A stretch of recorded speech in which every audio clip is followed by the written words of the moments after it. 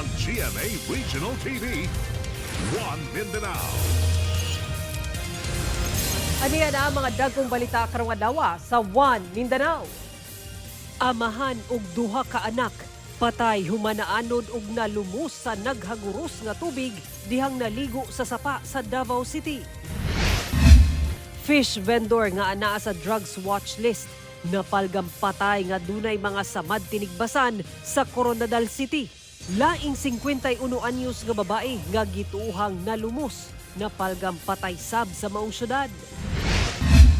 Davao City Police Office wala pa'y nadawat nga mando gikan sa PNP sa pagkumpiska sa mga rehistradong armas ni Senador Ronald Bato de la Rosa.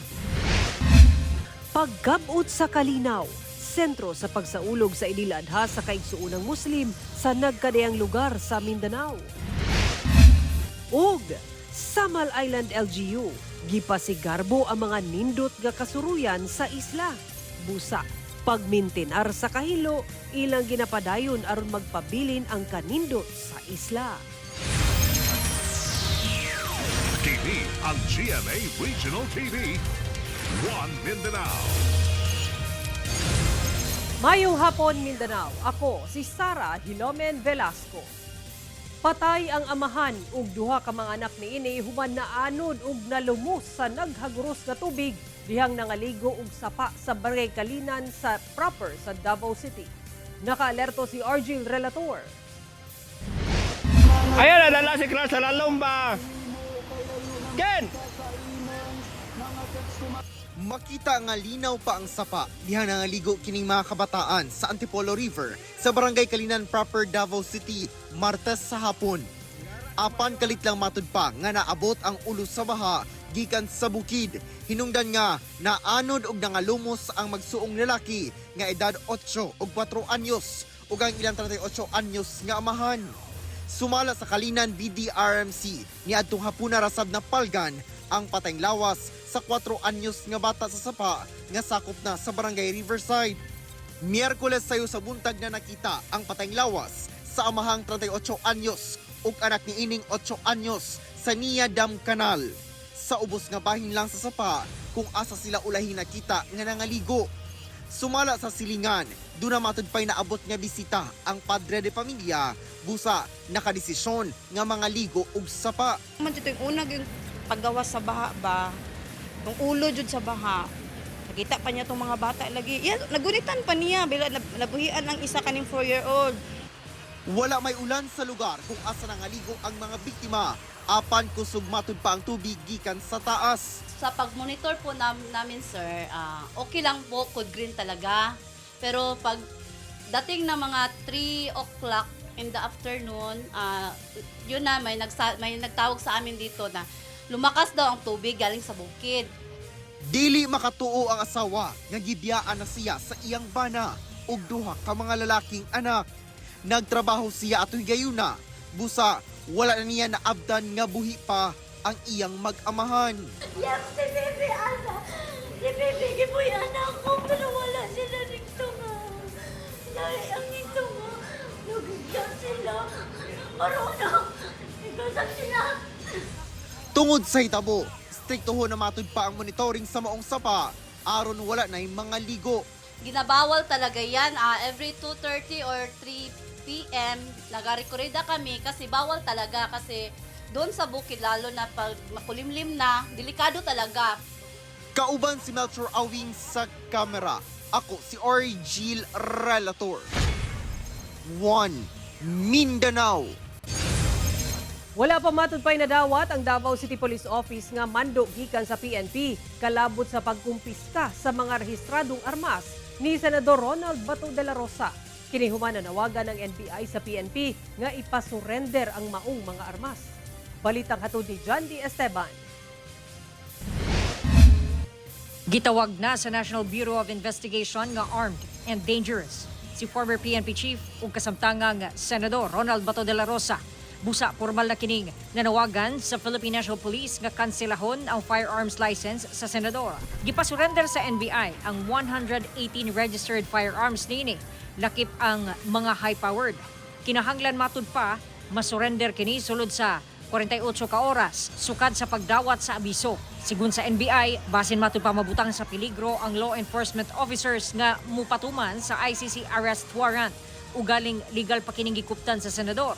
Sa bahin sa Davao City Police Office, wala pa sila'y nadawat nga opisyal nga dokumento nga ipatuman ang pagkumpiska sa mga armas sa senador. So, anaalang ang Davao City Police Office to assist just in case ang NBI mag-coordinate sa government. Hinoon nagamonitor matud pa sila sa presensya ni Senador De La Rosa labi na sa iyahang mga properties sa syudad.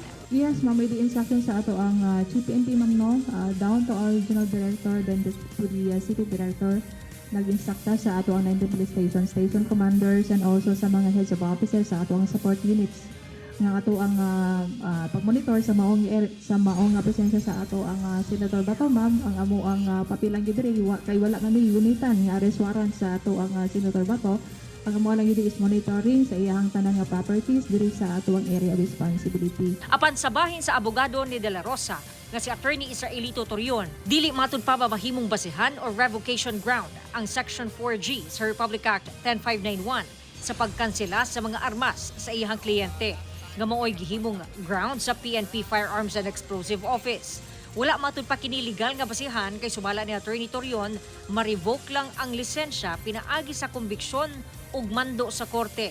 Sa kaso sa iyahang kliyente, wala pa kini nakumbikto ug wala pa'y bisan unsang korte nga nagmando niini. Jandy Esteban, 1 Mindanao. Atong sayro ng dugang pang mga balita sa Mindanao, makauban nato si Cyril Chavez live sa Cagayan de Oro City. Cyril? Salamat, Sarah. Nagkatapok ang mga kaigsuunang Muslim sa managlahing lugar sa Mindanao sa congregational prayer alang sa pagsaulog sa Idil Adha. Nahimong sentro sa panagtapok ang kamahinungdanon sa istorya sa Sagradong Pamilya. Ang detalye sa report ni Argel Relator.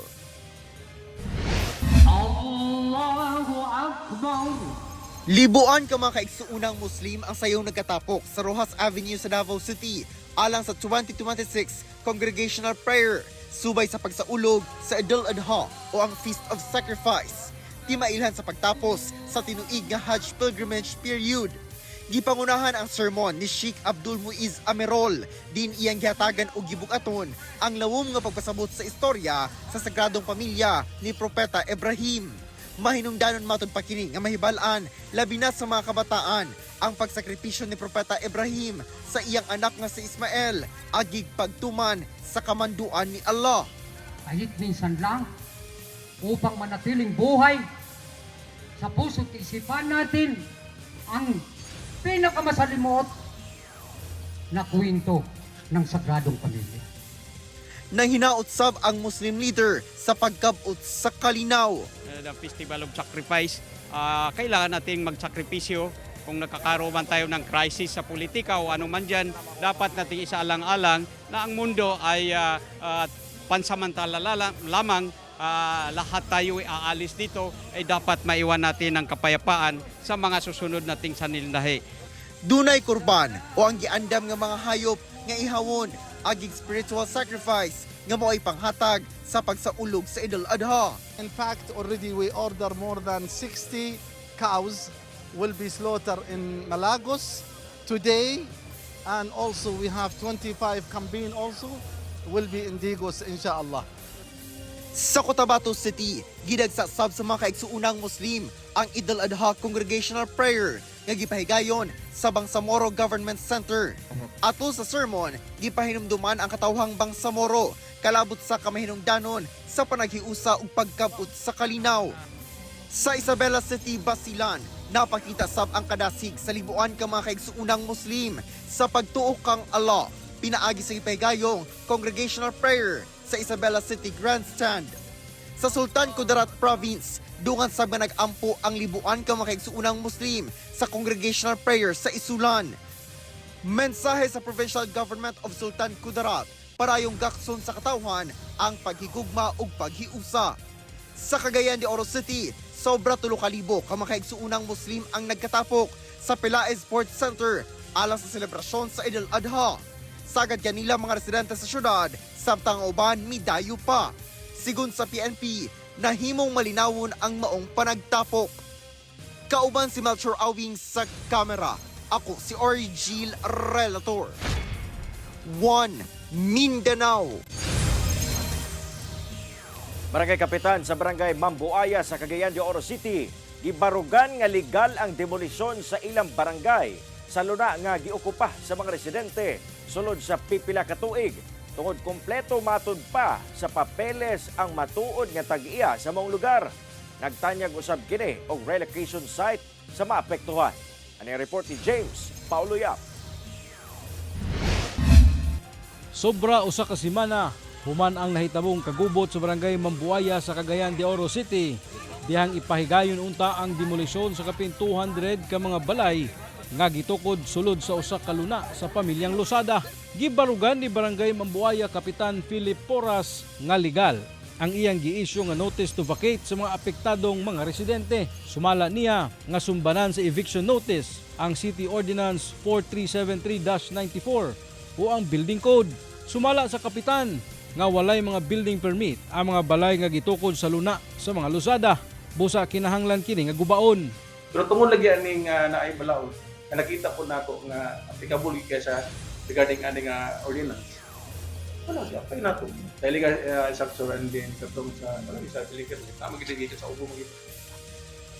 May atong gibasihan. Dugang pa sa opisyal nga aduna sab kunoy lehitimong tag-iya ang luna ug Nobyembre pa lang sa milabayng tuig.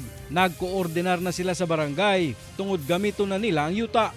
Aduna man sab kunoy relocation site nga gihanyag ang pamilyang Losada diin tagaan matud pa og 40 square meters ang matag apektadong residente apan nagdumili kuno ang pipila kanila. I-relocate na mo sila. Tagaan pa na mo sila og cash assistance or materialis. Mag-andam pamig sakinan. Kaya kung voluntaryo na sila og guba, kami pa'y maghakot na ingon dito sa relocation. Gihimakaksab niini ang aligasyon batok kaniya nga nabayran siya sa mga gustong mo claim sa maong yuta. Inay aduna kunoy mga dokumento nga iyang nahuptan nga nagpamatuod nga ang pipila ka mga miukupa sa maong luna maoy nagbaligya og parte sa maong yuta. Mismo ako nang para. Kung pila gid inyong baligya ay inyong palit anak ma'am. Tapos yung Geraldine itong dalawang balay sa 200,000 sa yuta lang. Yes. Kung akin sa inyong ipalitan. Ang magulang ni Dominga. Baka katong paay nga mo po na katong sige penderyo. Ginakuhaan pa og komento sa GMA Regional TV1 Mindanao si Dominga Macana, ang presidente sa Hiduma Tribal Association. Sa karon, pabilin una ang mga residente sa lugar. Samtang kitaon pa sa LGU Cagayan de Oro City ang claimant sa yuta ug ang mga apektadong residente. Kauban si Makoy Sempron, James Paulo Yap, 1 Mindanao. Kini ang GMA Regional TV, 1 Mindanao. Tabi ila mga kapuso, sanglit sensitibo ang musunod nga balita.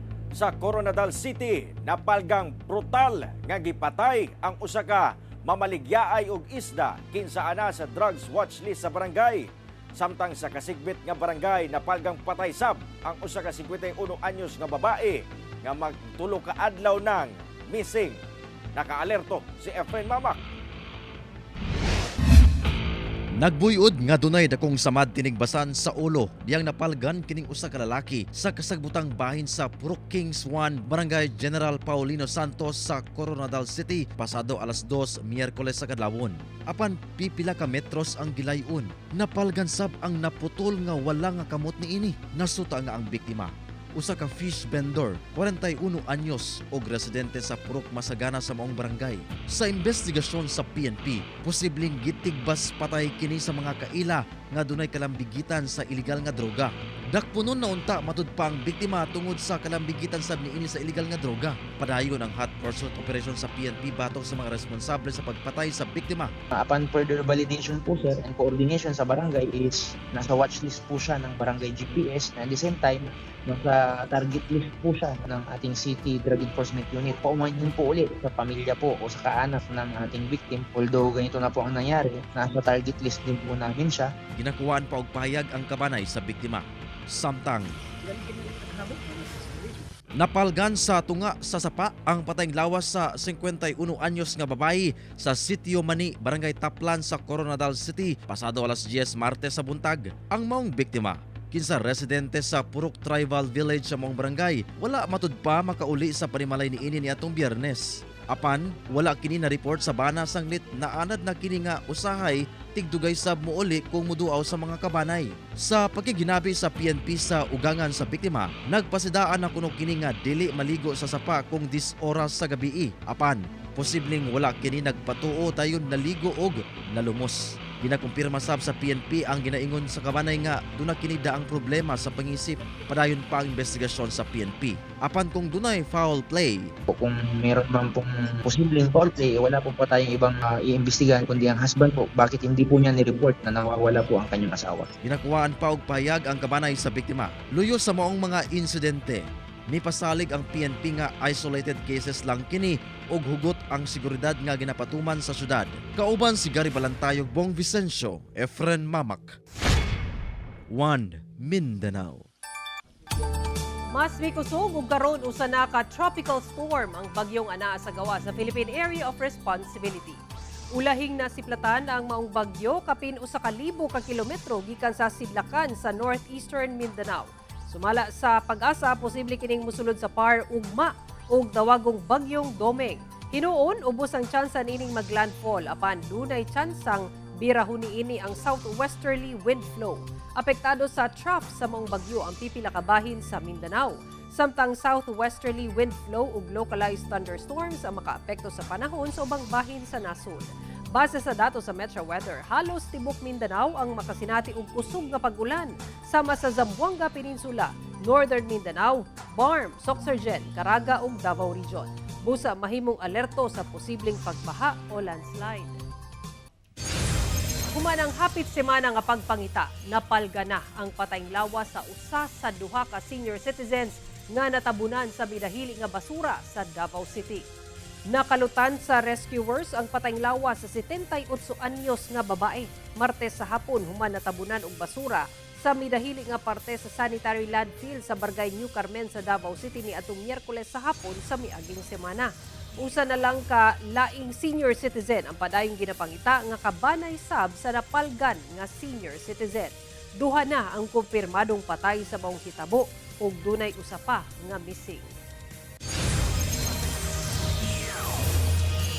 Police Regional Office 10 nangandam na sa ilang sobra libo ka mga personahe nga i-deploy karong umalabot nga abli sa klase sa bulan sa Hunyo. Moabot sa 1,430 ka mga personahe ang ilang ipakatag sa nagkadayang lungsod ug syudad nga sakop sa Northern Mindanao alang sa umalabot nga abli klase karong Hunyo 8 ning tuiga. Matod sa Pro-10, sagad i-deploy ang ilang mga personahe ngadto sa mga lugar nga duol sa mga eskwelahan, mall, terminals o uban pa mga pampublikong lugar nga dagsaon sa mga tawo. Target nila nga daling makaresponde sa mga panahon nga kinahanglan ng ilang serbisyo sa katawhan. Usasab sa ilang tawon ang seguridad sa mga magtutudlo o uban pang mga staff o tawo sa mga eskwelahan. Dunay bagong atangan kang kapuso global fashion icon Heart Evangelista.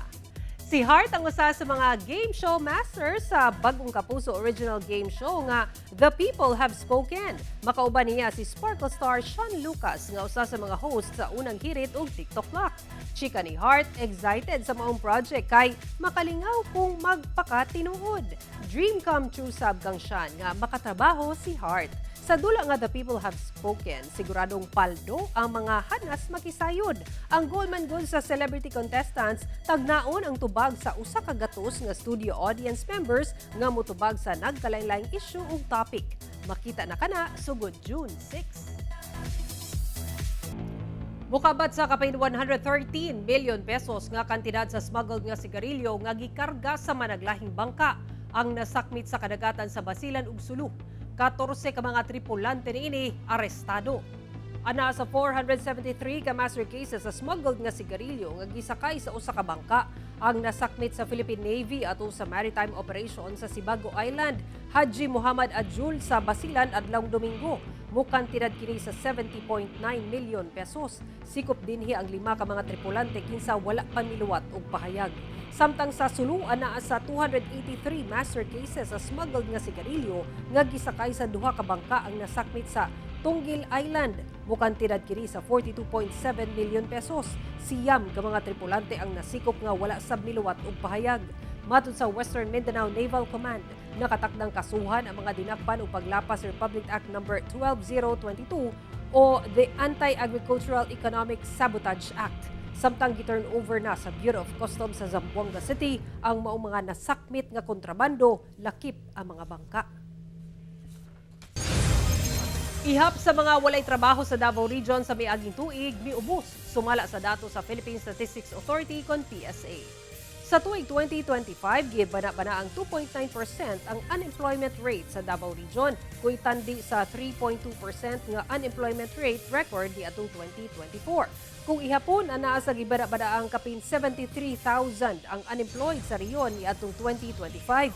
Mas ubos kini sa 79,000 nga walay trabaho ni atong 2024. Gilangkuban sa unemployed katong walay trabaho, available nga magtrabaho, nagapangita og trabaho ug wala nagapangita og trabaho tungod sa pipila ka rason. Samtang dunay namatikdang pagsaka sa ihap sa mga employed gikan sa 2.39 million ni atong 2024 ngadto na sa gibana-bana ang 2.48 million sa milabay nga tuig. Kini sila katong gibayran alang sa trabaho bisan og usa ka oras lang o nagtrabaho bisan og walay sweldo sa farm o negosyo nga gi-operate sa miyembro sa parehong household. Base sa survey sa PSA, naglangkob sa ihap sa mga duna og walay trabaho katong mga individual nga nag-edad 15 anyos pataas. These positive labor market outcomes are aligned with the government's continuing efforts to promote inclusive growth, employment generation, enterprises development, and workforce competitiveness. Nakatagdang magpahigayon ang Cagayan de Oro City Water District og public hearing aron hisgutan ang posibleng water rate increase nga ipatuman.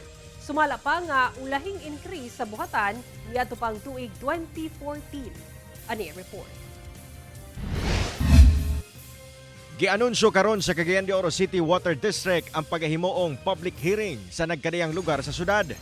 Kiniaron hisgutan ang posibleng water rate increase nga ipatuman sa buhatan. Matod ni Dr. Jerry Canyo, Chairman of the Board sa COWD, nga panahon na nga magpahamtang og increase ang ilang buhatan. Labi pa nga niadtong tuig 2014 pa ang ulahing increase nga napatuman. Busa ilang gi-propose ang 40% increase gikan sa kasamtangang water rate nga 21 pesos per cubic meter o dugang nga 8 pesos and 40 centavos per cubic meter.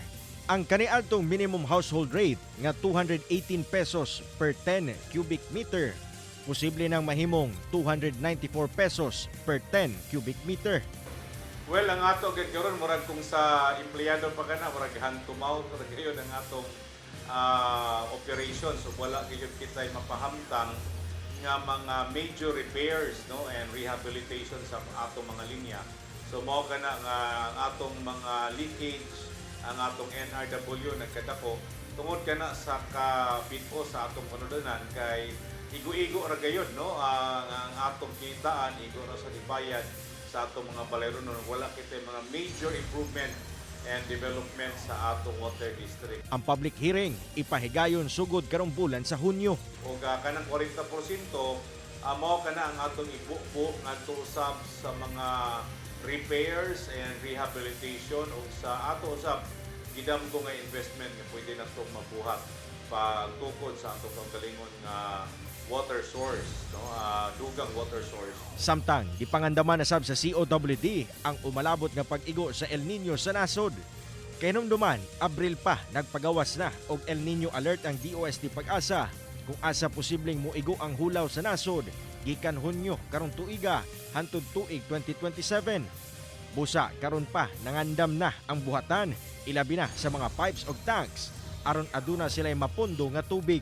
Panawagan sa atong mga kaigsuonan, katawhan, konsumante na kung pwede tunan nato, no, ang pagdaginon sa tubig, ang pag-recycle sa tubig. Kauban si Jaybert Pairat, Cyril Chavez, One Mindanao. TV ang GMA Regional TV. One Mindanao. Gipasigarbo sa Samal Island sa Davao del Norte ang mga nindot nga kasuruyan sa isla. Samtang lokal nga panggamhanan, padayon ang pagmintinar sa kahinlo sa lugar aron mamintinar sab ang kanindot niini. Ani report ni John D. Esteban. Dive into beauty!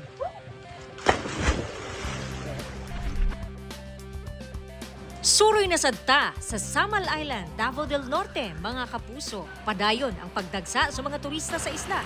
Gani ang uban, muagwanta sa taas nga linya aron makita ug masinati ang kaanyag niini.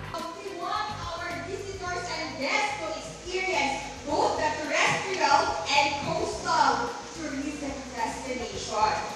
So, kana siya, inyuha na ma-experience diri sa Samal Island. One island destination. Dive into beauty. Recession greetings matched by a clear direction, where experiences are becoming more intentional, and where tourism is being shaped to create a real value to both communities and visitors. Usa sa mga ginapasigarbo ang 158 hectare nga Sanipaan Marine Park sa Barangay Tambo, Babak District. Nga giatiman sa Sanipaan Marine Park Pangkabuhayan Association. Gikan sa mong barangay tabukon ng Maong Island, pinaagi sa bangka sulod sa 5 ngadto sa 10 ka minuto. Dinhi mosugat kanimo ang nindot nga sandbar ug lain-laing species sa bakaw. Pwede ra mag-enjoy og swimming. Tars nga sanctuary sa Sanipaan ang mao'y core protected area. Naprotektahan ang among sanctuary. Amo na siya ginaprotektahan, bawal siya ginasulod, bawal sa pagistaan. Gawas sa Sanipaan Marine Park, pwede sabsuruyon ang Isla Farm. Ilado kini sa 360 degrees nga view deck. Diin makita kini nga talan-awon. Nakatuto kini sa organic farming production. Busa ma-experience dinhi ang farm-to-table meals. Presko gikan sa ilahang garden. Dili kompleto kung dili nimo makita ang higante nga mga taklobo o clams dinhi sa Barangay Adicor, Kaputian District. Anaa sa libuan ka taklobo ang ilahang ginapanalipdan. Karon man abot sa 1.3 meter, isuan pa siya man 26 years old. Kung adventure ang imong gipakita, sulayi ang adrenaline rush sa paglukso sa Sabang Cliff. Dunasay Wishing Islet, usa sa mga ilado nga hununganan sa island hopping tour. Dinhi mamahimong mag-wish, dayon mo itsa og sinsilyo sa dagat, kini gituuhang matuman. Sumala sa lokal nga panggamhanan, nakatutok sila sa pagmintinar sa kalimpyo sa isla. Sa kanulan ako ginaingulo, kinahanglan niya ang Samal emotion destination sa mga turista nga limpyo. So, bahin sa ginahatag nila sa ginabayad sa environmental fee, nga nabot tayo palikunon din makina, process sa mga lahat, kanang mga plastic into mahimo siyang slab, mahimo siyang mga chairs, tables, no? John D. Esteban, One Mindanao. Dili lang show.